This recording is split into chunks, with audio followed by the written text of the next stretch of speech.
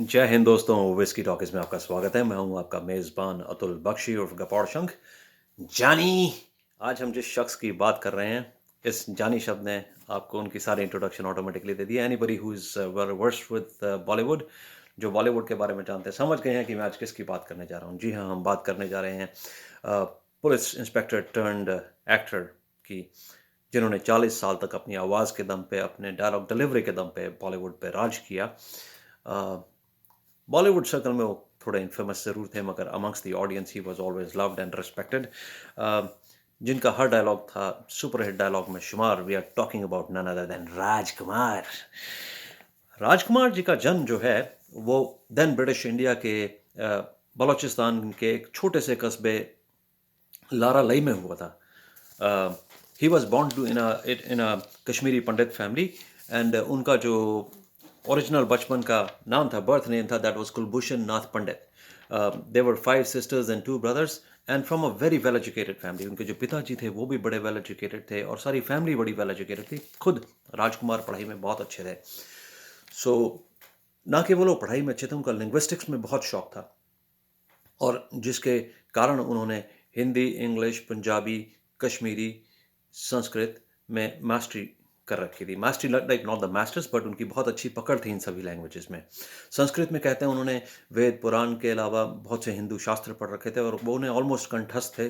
उनको बहुत अच्छी नॉलेज थी, उनका बहुत अच्छा ज्ञान था। अ, अपनी पढ़ाई लिखाई के कारण ही 14 साल की उम्र में वो लारालाई छोड़ के ही came to Bombay, wherein he continued his further education. पूरी एजुकेशन करने के बाद उन्होंने पुलिस सर्विसेज का एग्ज़ाम दिया, और मुंबई पुलिस में सब इंस्पेक्टर की उन्हें नौकरी मिल गई।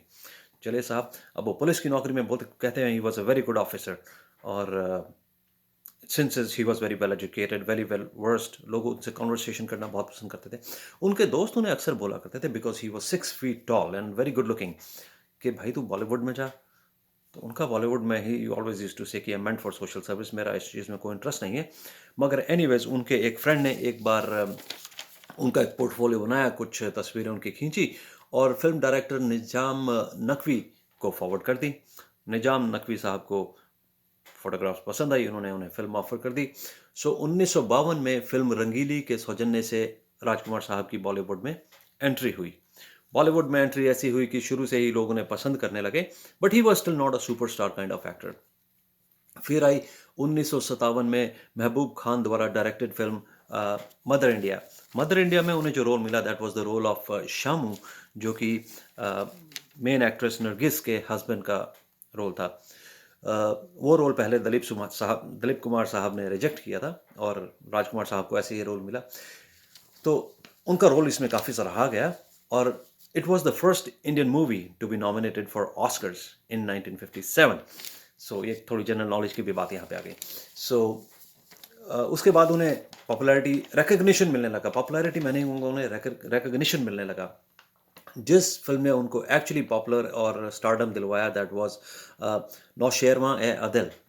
नौशेरमा ए अदिल सोहराब मोदी जी द्वारा डायरेक्टेड एक मूवी थी, और इसने उन्हें एक्चुअली स्टारडम दिलवाया। और पहली बार इन्हें जो फिल्म फेयर मिला था, वो that was for the character of Ramu, that he played in the movie Dil Ek Mandir. His role was that of a cancer patient in this movie, और उसके बाद there was no turning back. उसके बाद उन्होंने बहुत सी मूवीज़ करी, जैसे कि जिनमें से एक मूवी थी वक्त, और वक्त मूवी ने उनका वक्त बदल दिया। और उसके बाद उन्होंने अपना जो सिग्नेचर डायलॉग डिलीवरी का स्टाइल था वो अपनाना शुरू किया। जैसे उनका वक्त मूवी का एक बड़ा फेमस डायलॉग था, ये बच्चों के खेलने की चीज़ नहीं है जानी, हाथ कट जाए तो खून निकल आता है। Everybody remembers that dialogue, right? So उसके बाद उन्होंने बहुत सी, जैसे मैंने कहा, अलग अलग मूवीज़ करी, जैसे हमराज, हीर रांझा, लाल पत्थर, मर्यादा, और 1972 में आई इनकी सबसे acclaimed film, that was Pakeezah, sorry Pakeezah. Pakeezah से इनको बहुत प्रसिद्धि मिली। और मगर उसके बाद अचानक क्या हुआ कि जैसे मैंने कहा, ये बड़े ब्लंट किस्म के इंसान थे। He didn't think twice before saying anything to anybody. इनके बड़े मज़ेदार किस्से हैं, जिनकी हम अभी थोड़ी देर में ज़िक्र करेंगे। सो इसके कारण इनकी पॉपुलैरिटी थोड़ी कम होने लगी, बॉलीवुड में इनको काम मिलना थोड़ा कम हो गया। उसका कारण ये था कि जैसे मैंने कहा, ही was very kind of blunt kind of a person, right?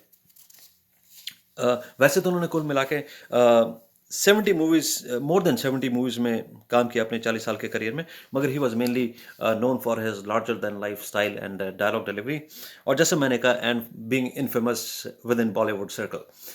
तो उसका कारण ये था कि he would say anything to anybody, and he was very self disciplined, very a man of high etiquettes. और इन्हें कोई भी आदमी अगर थोड़ा भी इनडिसिप्लिन नज़र आ जाता था तो ये उसको पॉइंट आउट कर देते थे या कुछ ना कुछ सुना देते थे, वो जो भी इनके दिल में होता था। सो और हमेशा लोग उसको इजीली डाइजेस्ट नहीं कर पाते थे, उसको हेल्थ स्पिरिट में नहीं ले पाते थे, जिसके कारण इनकी थोड़ी प्रसिद्धि जो थी विद इन बॉलीवुड सर्कल, जैसा मैंने कहा, कम होती चली गई। जैसे कि अ, एक बार का किस्सा मैंने सुना इनके बारे में कि रामानंद सागर जी इनके पास मूवी आंखें की ऑफर लेकर आए, जो कि लेटर ऑन, जिसमें कि मेन रोल धर्मेंद्र जी ने अदा किया था। सो पहले वो रोल राजकुमार जी के पास रामानंद सागर जी लेके गए। राजकुमार जी को ये रोल पसंद नहीं आया, राइट, स्क्रिप्ट पसंद नहीं आया, व्हाटएवर। तो rather than saying no to Ramanand Sagar ji, इन्होंने बोला, अपने कुत्ते को बुलाया, his dog was named I think Jackie. तो बोले, जैकी, क्या तुम ये रोल करना पसंद करोगे? Jackie was a well train dog, और उन्होंने बोला, उंगली उंगली हिलाई होगी, जैकी ने ना कर दिया। जैसे ही जैकी ने ना किया, बोले, रामू जानी, तुम्हारी फिल्म में तो हमारा कुत्ता भी काम करना पसंद नहीं करेगा। Ramanand Sagar ji was really insulted and he felt very bad about it. उसके बाद उन्होंने राजकुमार जी से कभी ना बातचीत करी, ना उन्हें कभी कोई और रोल ऑफर किया। ऐसे ही इनके बहुत मज़ेदार किस्से हैं। एक बार की बात है, ये किसी मूवी के प्रीमियर में गए, जिसमें जो कि ज़ीनत अमान की मूवी थी। मूवी देखकर जैसे ही बाहर निकले सब लोग, इन्होंने ज़ीनत अमान को बोला, ज़ीनत, तुम इतनी खूबसूरत हो, फ़िल्मों में काम क्यों नहीं करती? और एक बार इन्होंने एक मणि कौल नाम जी के डायरेक्टर थे, जो कि आर्ट डायरेक्टर थे। उन्होंने एक मूवी बनाई जिसका नाम था अ, उसकी रोटी।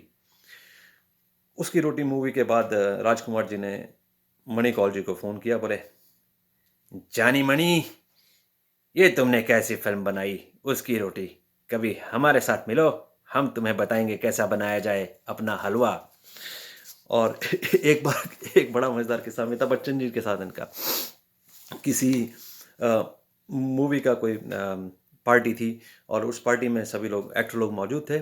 सो अमिताभ बच्चन जी ने उसमें जो सूट पहन रखा था, he always used to carry himself very well, और इसमें इन्होंने जो सूट पहन रखा था, that was very smart looking suit. और अमिताभ बच्चन जी तो खैर कैरी बड़ा अच्छा करते हैं अपने आप को।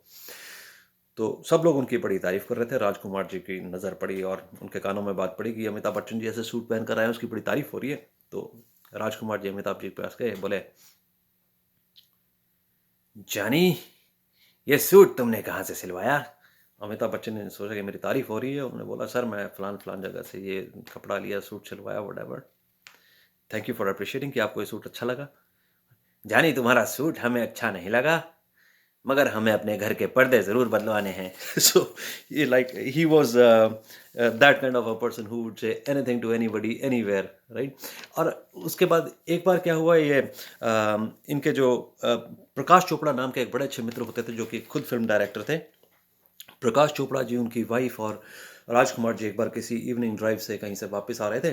रास्ते में इनको दिमाग में आया कि चलो पान खाया जाए। सो इन्होंने कहीं गाड़ी रोड साइड पे लगाई और किसी पान वाले के पास पान लेने चले गए।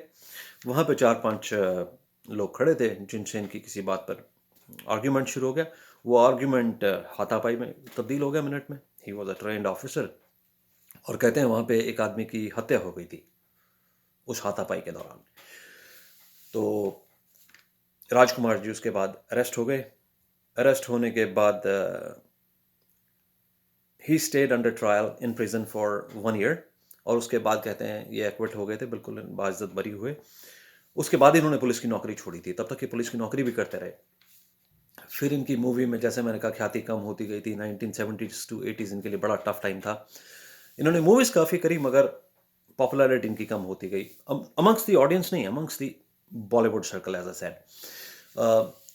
फिर 1996 में आई थी मूवी सौदागर, जिसमें इन्होंने दिलीप कुमार जी के साथ 36 साल बाद काम किया। और उस मूवी में इन्होंने जो he was the show stealer, इन्होंने सारा जो था मूवी का क्रेडिट अपने ऊपर ही ऑलमोस्ट ले लिया था। दोनों ने, Dilip Kumar ji and him, were very good in that movie. और हमारी उम्र के जो लोग हैं, they must have seen this movie and we know this was a very good movie of its time. तो सौदागर के दौरान एक और किस्सा हुआ था इनका बड़ा मज़ेदार। He was a nature lover. Rajkumar ji जो थे उनको नेचर से बहुत प्यार था और साथ में ही was a very Avid reader. उनको पढ़ने का बड़ा शौक था। तो मूवी के सेट पर वो बैठे थे, सेट अभी लगने लग रहा था, शूटिंग की तैयारी चल रही थी। ये नेचर निहार रहे थे और साथ में अपने आप कोई किताब पढ़ रहे थे। पढ़ते-पढ़ते अपनी कुर्सी आगे बढ़ाते गए, बढ़ाते गए, बढ़ाते गए, विदाउट नोइंग, विदाउट रियलाइज़िंग कि ये कहाँ जा रहे हैं। और एक पॉइंट ऐसा आया, सारा क्रू इन्हें ढूँढने निकल गया कि राजकुमार जी कहाँ चले गए भाई? ढूँढते-ढूँढते सारा क्रू कहीं ढूँढ रहा है। दिलीप कुमार जी की नज़र पड़ी, he was just sitting at the brim of a cliff. यानी कि अगर वो 2-3 मूव्स और लेते तो he would have fallen down the Cliff. तो दिलीप कुमार जी फटाफट भाग कर गए, उन्होंने उनकी राजकुमार जी की कुर्सी को पीछे खींचा। बोले, "अरे भई! तुम नीचे गिर जाते।" राजकुमार जी किसी का एहसान नहीं लिया करते थे। सो उन्होंने दिलीप कुमार जी को भी उल्टा कुछ सुना दिया डायलॉग। तो Dilip Kumar ji was kind of taken back by that कि यार मैं एक तो इस आदमी की जान बचा रहा हूँ, राइट? इसकी हेल्प कर रहा हूँ और ये उल्टा मुझे डायलॉग सुनाया जा रहा है। सो ऐसी उनकी नेचर थी। जो उनके जानने वाले हैं, जो उनके क्लोज़ रहे हैं, उनका कहना था कि ही was not bad hearted person. वो कभी किसी के लिए ग्रजेस नहीं रखते थे। In fact he was man of very, very high self esteem. उन्होंने एक बार कहा था कि अगर फ़िल्म इंडस्ट्री में राजकुमार के बाद कोई अच्छा एक्टर है, तो वो है Dilip Kumar. So he respected Dilip Kumar but they never got along.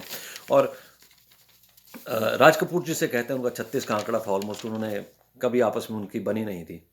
सो ये इनके कुछ एक किस्से थे। इसके अलावा जब उनका अंत समय आया, that was again kind of saddening.